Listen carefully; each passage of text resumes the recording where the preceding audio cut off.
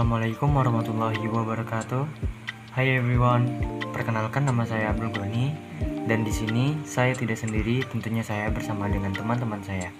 Dan di sini kami akan menyampaikan materi tentang mekanisme pasar dalam Islam, yang dimana materi yang kami sampaikan pada kali ini untuk memenuhi tugas dari Ibu dosen yang terhormat, Ibu Disva Lydia Handayani SII MAI, selaku dosen mata kuliah Mikroekonomi Islam. Oke, tanpa basa-basi, marilah kita langsung ke inti pembahasan. Islam dan sistem pasarnya. Pasar adalah tempat bertemunya antara penjual dan pembeli, dan mereka melakukan transaksi barang atau jasa. Dan pasar merupakan sebuah mekanisme pertukaran barang dan jasa yang alamiah dan telah berlangsung sejak awal peradaban manusia berada. Dalam Islam, pasar sangatlah penting dalam perekonomiannya. Pasar telah terjadi pada masa Rasulullah SAW dan Khalifatul Rasyidin dan menjadi sunatullah yang telah dijalani selama berabad-abad. Mekanisme pasar merupakan terbentuknya interaksi antara permintaan dan penawaran yang hendak memastikan tingkatan harga tertentu. Terdapatnya interaksi tersebut akan menyebabkan terbentuknya proses transfer barang serta jasa yang dipunyai oleh tiap objek ekonomi, baik itu konsumen, produsen, ataupun pemerintah. Dengan kata lain, terdapatnya transaksi pertukaran yang kemudian disebut sebagai perdagangan, merupakan salah satu ketentuan utama dari berjalannya mekanisme pasar. Mekanisme pasar dalam Islam meliputi aspek teologis sampai sisiologis yang diterangkan sebagai berikut. Terbentuknya harga sangat dipengaruhi oleh penawaran dan permintaan pasar. Dan yang kedua, transaksi yang terjadi antara pedagang dan pembeli adalah transaksi yang dilandasi oleh faktor suka sama suka. Dan yang ketiga, di suatu pasar yang adil tidak boleh ada intervensi pasar dari pihak manapun. Dan yang keempat, pedagang boleh mengambil keuntungan karena keuntungan ini imbalan atas usaha dan resiko yang diambil, dengan syarat laba tidak boleh berlebihan. Dan kelima, ada permintaan Islam yang mencakup beberapa hal berikut. Hal yang pertama, permintaan hanya untuk barang-barang yang halal dan thayyib, artinya barang yang haram itu tidak diperbolehkan. Dan yang kedua, tidak ada permintaan barang untuk tujuan kemegahan, kemewahan, dan kemubaziran. Dan selanjutnya itu penawaran Islam yang mencakup beberapa hal berikut. Yang pertama, Islam menawarkan hanya barang-barang halal dan thayyib yang diproduksi. Dan yang kedua, Islam juga menawarkan produksi diprioritaskan untuk memenuhi kebutuhan dasar masyarakat. Dan yang ketiga, keputusan ekonomi tidak hanya dipertimbangkan cost benefit di dunia, tetapi juga di akhirat. Dan yang keempat, perlindungan terhadap manusia, sumber daya alam, dan lingkungan. Mungkin itu saja yang dapat saya sampaikan. Dan selanjutnya materi yang akan disampaikan oleh teman saya Mirawati. Terima kasih. Assalamualaikum warahmatullahi wabarakatuh. Baiklah, saya akan melanjutkan materi dari saudara Abdul Goni. Evaluasi dan konsep Pareto dalam pasar sempurna. Prinsip ini menyatakan bahwa 80% dari hasil sebenarnya dihasilkan oleh 20% input atau dorongan. Prinsip Pareto ini dicetuskan pertama kali oleh ahli ekonomi dari Italia yang bernama Vilfredo Pareto. Prinsip Pareto juga berkaitan dengan prinsip efisiensi Pareto, sehingga menghasilkan dua konsep yang berhubungan. Prinsip Pareto atau prinsip 80-20 dapat diterapkan dalam semua hal.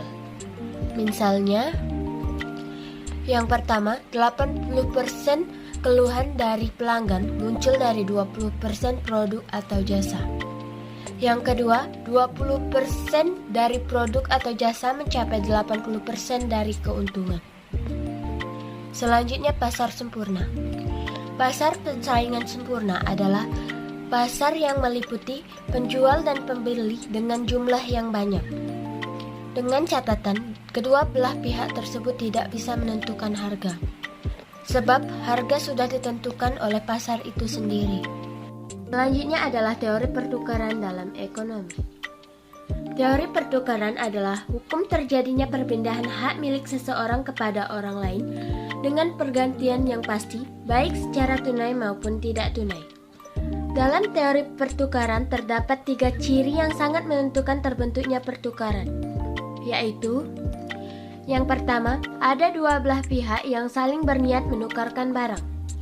Yang kedua, ada 2 jenis barang yang akan dipertukarkan. Yang ketiga, ada akad serah terima barang dari kedua belah pihak. Dalam fikih, teori pertukaran dibedakan menjadi 2 objek. Yang pertama, real asset, berupa barang dan jasa. Yang kedua, financial asset, berupa uang dan surat. Baiklah, selanjutnya saya akan melanjutkan materi dari Mirawati tentang perspektif Islam atas pasar sempurna. Pasar persaingan sempurna dalam Islam. Walaupun Rasulullah SAW telah meletakkan kebebasan dalam pasar, namun di dunia ini pasar sekarang sudah dikuasai oleh segelintir kapitalis. Kebebasan berusaha masyarakat terancam oleh para pemain besar pengendali pasar. Kita membutuhkan desain mekanisme agar pasar kembali menjadi penjaga kemerdekaan ekonomi.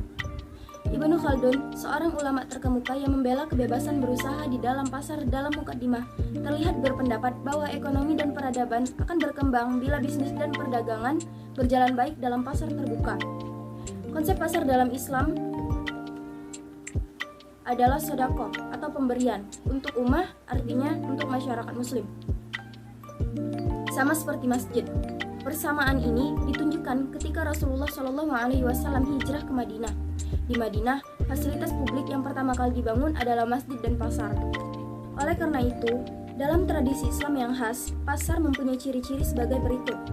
Yang pertama, pasar adalah milik umum. Ia adalah milik umat.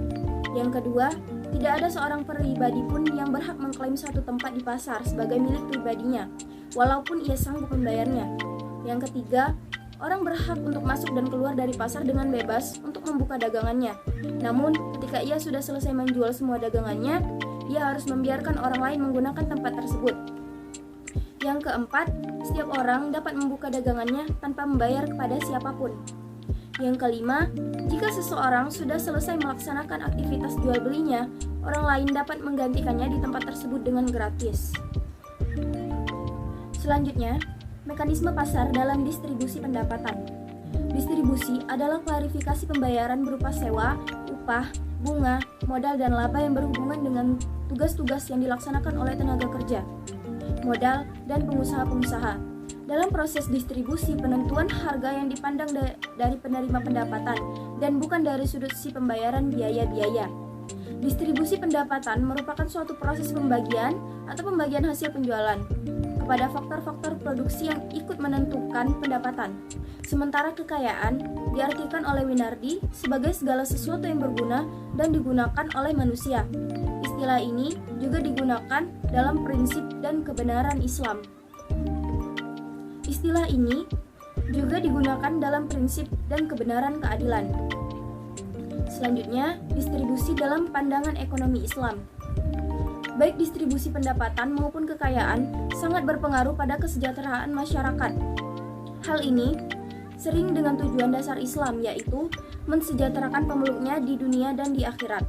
Dan ini akan terrealisasikan apabila kebutuhan dasar atau basic need masyarakat bisa terpenuhi dengan baik, sehingga tidak ada kesenjangan antara si kaya dan si miskin. Semua itu sesuai dengan prinsip maqasid syariah, yaitu syariah bertujuan untuk mewujudkan kemaslahatan manusia baik di dunia dan di akhirat. Kemaslahatan di sini diartikan segala sesuatu yang menyangkut rezeki manusia, memenuhi kebutuhan manusia. Dengan terpenuhnya kebutuhan pokok setiap keluarga, maka segala kesejahteraan bisa diminimalisasikan.